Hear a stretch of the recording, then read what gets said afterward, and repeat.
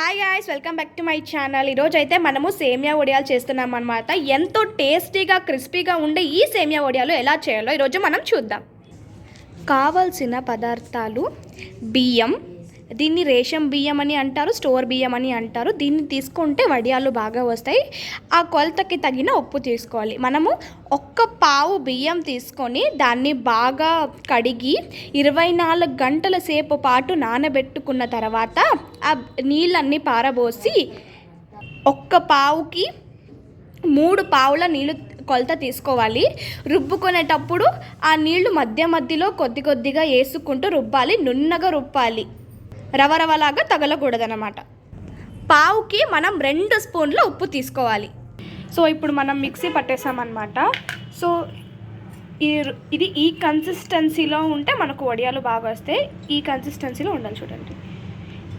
రవ ఉండకూడదు అనమాట. సో ఇలాగా ఈ కన్సిస్టెన్సీలో మనకి పిండి ఉండాలి. సో ఇక్కడ మిక్సీ గ్రైండర్లో తీసుకొని మనమంతా ఇది రుబ్బి పెట్టేసుకున్నాం కదా. సో ఇక్కడ మన మిక్సీ జార్ ఉంది కదా, మనం ఇక్కడ కొలత పెట్టి నీళ్ళు తీసుకున్నాం కదా, దాంతోనే ఈ మిక్సీ జార్ని కడిగి దీంట్లోకి నీళ్ళు వేస్తున్నాము. మేము ఇక్కడ 2 పావులు తీసుకున్నాము, అందుకే మేము 6 పావుల నీళ్ళు తీసుకున్నాం అనమాట. అందుకే మీకు కొంచెం ఎక్కువగా కనిపిస్తుంది ఇక్కడ. మేము 2 పావుల బియ్యం తీసుకున్నాం, అందుకే 6 పావుల వాటర్ తీసుకున్నాము. దీంతోనే ఈ జార్ అంతాను కడిగేస్తున్నాం అనమాట, ఈ మిక్సీ గ్రైండర్ అంతా కలిపి. సో ఈ పిండి కూడా దీంట్లోకి మనకి వెళ్ళిపోతుంది. చూసారు కదా, ఇప్పుడు ఆ కొలత పెట్టి నీళ్ళతోనే మేము మిక్సీ కూడా కడిగేసి దీంట్లో వేస్తున్నాము. సో దీంట్లో ఉండే బియ్యం కూడా మనకి దీంట్లోనే వెళ్ళిపోతుంది, పిండి కూడా మనకి ఇందులో వెళ్ళిపోతుంది. చూసారు కదా, మేము ఆ లీటర్స్ వాటర్ మనం కొలత పెట్టి నీళ్ళతోనే జారంతా కడిగి ఏమీ కూడా వేస్ట్ కాకుండా చేస్తున్నాము. ఇంకా మా అవ్వ కాలంలో అయితే కనుక 3 రోజులు బియ్యం నానబెట్టి చేస్తుండ్రి, కానీ ఇప్పుడు మేము 1 రోజు మాత్రమే నానబెట్టాము. సో మా అవ్వ కాలంలో 3 రోజుల వరకు బియ్యంని నానబెట్టి ఆ తర్వాత వడియాలు చేసుకునే వాళ్ళు అనమాట. సో ఇప్పుడు దీన్ని మనము స్టవ్ పైన పెట్టుకోవాలన్నమాట. స్టవ్ పైన పెట్టుకొని పప్పు గుత్తితో మనం ఇలా తిప్పుకుంటూ ఉండాలి. యాక్చువల్లీ మనం ఈ బియ్యం దాంట్లోకి ఉప్పు వేసుకోవాలన్నమాట. నేను స్టార్టింగ్లోనే చెప్పాను, పావుకి 2 స్పూన్ల ఉప్పు వేయాలి అని చెప్పేసి, కానీ మేము మర్చిపోయామండి ఉప్పు వేయడము. మీరు మిక్సీ పట్టేటప్పుడు వేయాలి, మేము మర్చిపోయాను, అందుకే దీంట్లో వేసుకుంటున్నాము. మిక్సీ పట్టేటప్పుడే మనము వేయాలన్నమాట. మేము ఇక్కడ 2 పావులు తీసుకున్నాము, అందుకే ఇన్ని స్పూన్లు ఉప్పు వేస్తున్నాము. మీరు కన్ఫ్యూజ్ కాకండి, మేము ఇక్కడ 2 పావులు తీసుకున్నాము.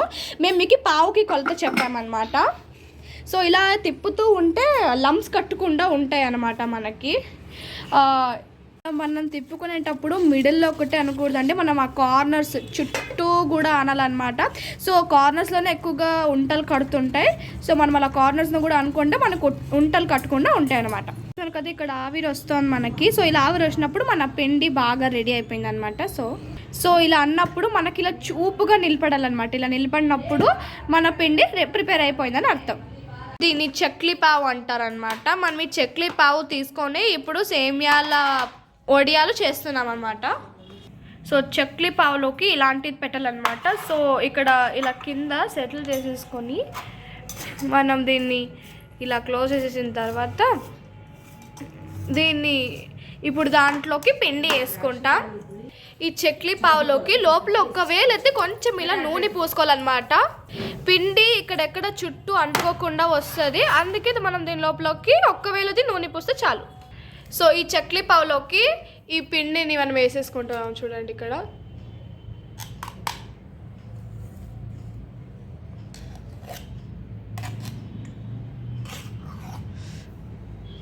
సో ఇప్పుడు మనం చక్లీ పావు మూత మూసేస్తున్నాం.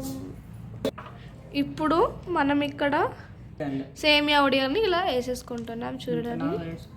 సో ఇంతలా వేసుకోవాలన్నమాట. ఎండిపోతే గిన పొడి పొడి అయిపోతాయి. సో ఇంతలా వేసుకుంటే పొడి అవ్వవు. చూసారు కదా, ఇలా ఇది చేయడానికి కాలే పిండినే పెట్టుకోవాలండి. చల్లగా అయితే జల్దీ రావు, ఇట్లే అయితే జల్దీ అయిపోతాయి అన్నమాట. అందుకని కాలే పిండినే పెట్టుకుంటున్నాము. సో ఇంతే గాయస్, మన ఇవాల్టి సేమియాల వడియాలన్నమాట.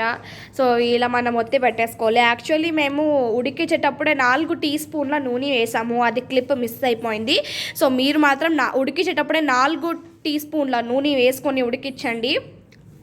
సో ఇక్కడ చూస్తున్నారు కదా, మేము నిన్న చేసుకున్నటువంటి వడలు అన్నమాట.